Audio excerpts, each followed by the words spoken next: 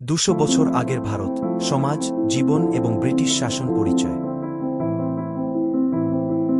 ভারত 200 বছর আগে, অর্থাৎ 1820 এর ভারত, এমন একটি সময় ছিল যখন দেশটি ব্রিটিশ ইস্ট ইন্ডিয়া কোম্পানি দ্বারা শাসিত ছিল। এই সময়ে ভারতীয় সমাজ, অর্থনীতি, শিক্ষা, স্বাস্থ্য ও প্রশাসনে বড় ধরনের পরিবর্তন সাধিত হয়। এই নিবন্ধে আমরা এই 5টি ক্ষেত্রে সেই পরিবর্তনগুলি এবং তাদের অবস্থার উপর গভীরভাবে নজর দেব। প্রথম অংশ, সমাজ এবং জীবন। গ্রাম্য জীবন। 1820 এর দশকে ভারতের জনসংখ্যার অধিকাংশই গ্রামীণ এলাকায় বসবাস করত। ভারতীয় গ্রামীণ সমাজ প্রধানত কৃষিভিত্তিক ছিল। কৃষকরা ধান, গম, বাজরা, বার্লি প্রভৃতি ফসল চাষ করত। ঐতিহ্যবাহী কৃষি পদ্ধতি ব্যবহার করা হতো যাতে বলদ এবং লাঙ্গল একটি বিশিষ্ট ভূমিকা পালন করে। গ্রামে গ্রামে মাটির কুঁড়েঘরে মানুষ থাকত। ঘরগুলোতে কোনো মৌলিক সুবিধা ছিল না। মানুষ কুয়া থেকে পানি এনে চুলায় খাবার রান্না করত। যৌথ পরিবার ব্যবস্থা প্রচলিত ছিল, যেখানে দাদা দাদি, বাবা মা, ছেলে মেয়ে একসঙ্গে থাকত। মহিলারা শাড়ি পরতেন এবং পুরুষরা ধুতি বা কুর্তা পরতেন। সামাজিক ও ধর্মীয় উৎসব ছিল গ্রামের জীবনের একটি গুরুত্বপূর্ণ অংশ। শহুরে জীবন। শহরাঞ্চলে পরিস্থিতি কিছুটা ভিন্ন ছিল। ব্যবসায়ী, কারিগর এবং কারিগররা শহরাঞ্চলে বসবাস করতেন। ব্যবসায়িক কর্মকাণ্ডের কারণে শহরগুলির অর্থনীতি দ্রুত বৃদ্ধি পায়। ব্রিটিশ ইস্ট ইন্ডিয়া কোম্পানি কিছু বড় শহরে পাশ্চাত্যশৈলীর ভবন এবং রাস্তা নির্মাণের নেতৃত্ব দেয়। যাই হোক, শহুরে দরিদ্র শ্রেণীর লোকেরা বস্তিতে বাস করত এবং কঠিন পরিস্থিতির মুখোমুখি হয়েছিল। অংশ 2, অর্থনীতি এবং বাণিজ্য। প্রথাগত বাণিজ্য। 1820 এর দশকে ভারতের অর্থনীতি প্রধানত কৃষি এবং হস্তশিল্পের উপর ভিত্তি করেছিল। ভারতীয় ব্যবসায়ীরা তাদের পণ্য স্থানীয় বাজারে বিক্রি করে। টেক্সটাইল, মশলা, গজনা এবং হাতে তৈরি পোশাকের উচ্চ চাহিদা ছিল।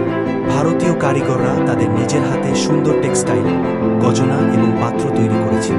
ব্রিটিশ বাণিজ্য ও শিল্পায়ন। ব্রিটিশ ইস্ট ইন্ডিয়া কোম্পানির আগমনের পর ভারতীয় বাণিজ্যে বড় ধরনের পরিবর্তন ঘটে। কোম্পানিটি ভারতীয় বাজার দখল করে এবং তুলা, চা, মশলা ইত্যাদি ব্রিটেন এবং অন্যান্য ইউরোপীয় দেশে রপ্তানি করা শুরু করে। ব্রিটিশরা তাদের শিল্পে ভারতীয় কাঁচামাল ব্যবহার করত এবং ভারতে তৈরি পণ্য বিক্রি করত। এই প্রক্রিয়াটি ভারতীয় হস্তশিল্প এবং কারিগরদের অর্থনৈতিক অবস্থাকে খারাপভাবে প্রভাবিত করেছে।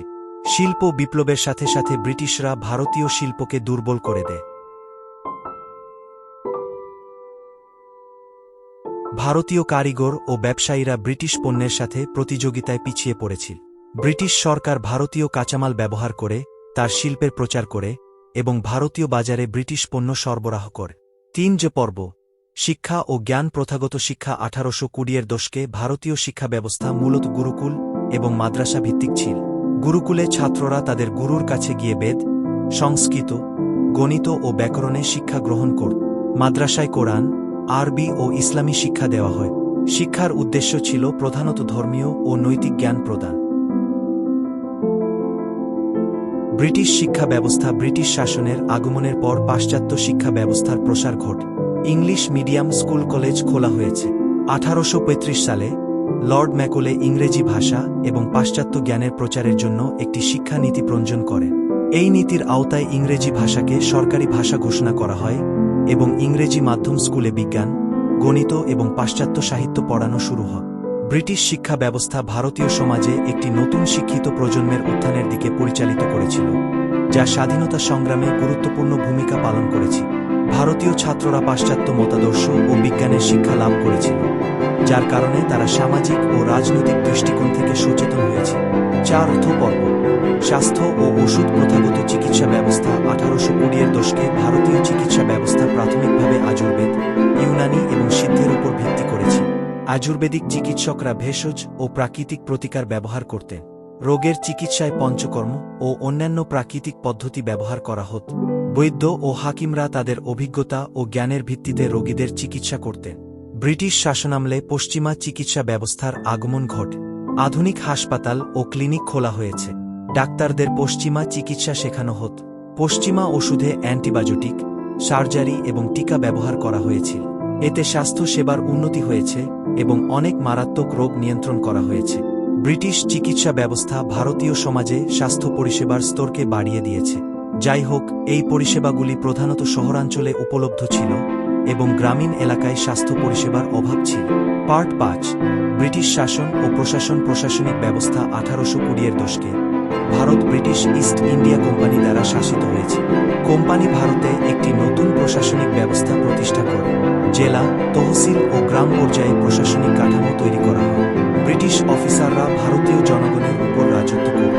ভারতীয় অফিসারদের ব্রিটিশ শাসন দ্বারা নির্বাচিত করা হতো এবং প্রশাসনিক কাজে ব্রিটিশ অফিসারদের সাহায্য করতে হতো। ব্রিটিশ প্রশাসন ভারতীয় সমাজে অনেক সংস্কার করেছিল, কিন্তু এই সংস্কারের মূল উদ্দেশ্য ছিল তাদের শাসনকে শক্তিশালী করা। আইন ও বিচার ব্যবস্থা। ব্রিটিশ শাসন ভারতের আইনি ব্যবস্থাজও বড় ধরনের পরিবর্তন এনেছে। ভারতীয় সমাজে ইংরেজ আইন প্রয়োগ করা হয়। আদালত ও ট্রাইব্যুনাল প্রতিষ্ঠিত হয়। যাই হোক, এই আইনগুলির উদ্দেশ্য ছিল ভারতীয় জনগণকে ন্যায়বিচার প্রদান করা নয়, বরং ব্রিটিশ শাসনকে শক্তিশালী করা। অনেক আইন ভারতীয় সমাজের জন্য অন্যায্য এবং বিরোধীও ছিল। ব্রিটিশ শাসনের অধীনে ভারতীয় সমাজে বিচার ব্যবস্থার উন্নতি হয়েছিল, কিন্তু এই সংস্কারগুলি মূলত ব্রিটিশ কর্মকর্তাদের স্বার্থে ছিল।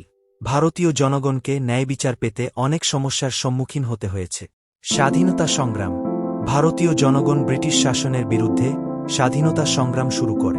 মহাত্মা গান্ধী, সুভাষচন্দ্র বসু, ভগৎ সিংয়ের মতো স্বাধীনতা সংগ্রামীরা ব্রিটিশ শাসনের বিরুদ্ধে লড়াই করেছিলেন।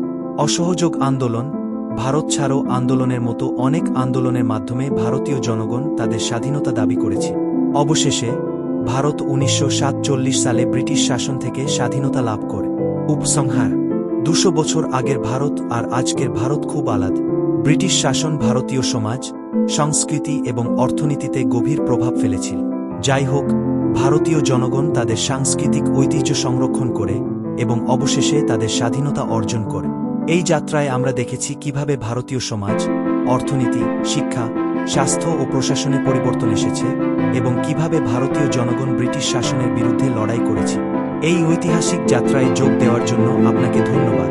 আপনি যদি এই নিবন্ধটি পছন্দ করেন তবে আমাদের চ্যানেলটি লাইক, শেয়ার এবং সাবস্ক্রাইব করতে ভুলবেন না।